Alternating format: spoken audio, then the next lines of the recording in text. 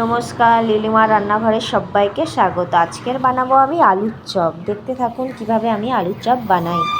নিয়েছি বেসন, নুন আর গুঁড়ো লঙ্কা আর হলুদ দিয়ে এটা একটা ঘন একটা ব্যাটার বানিয়ে নেব। আমার চ্যানেলটা যারা এখন সাবস্ক্রাইবার করুনি, প্লিজ সাবস্ক্রাইবার করে লাইক করে আমার পাশে থাকুন।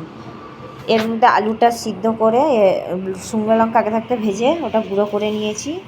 আর তাওয়ার মধ্যে দিয়ে দিয়েছি তেল আর রসুন ঘিষে রেখেছিলাম, সেই রসুনটা দিয়ে দিলাম। আর রসুনটা ভাজা ভাজা হয়ে গেলে একটু গুঁড়ো লঙ্কা, একটু ধনে পাউডার আর একটু নুন দেবো।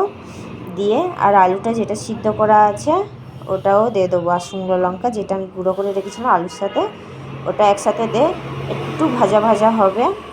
ভাজা হয়ে গেছে, এবারে তুলে গোল গোল করে একটু আলুর চপ যেরকম শেপ বানাতে চান আপনারা এই যে বানিয়ে নিয়েছি। আর একটা একটা করে গরম গরম করে ভেজে নিচ্ছি। তেলটা আমার ভালোভাবে গরম হয়ে গেছে।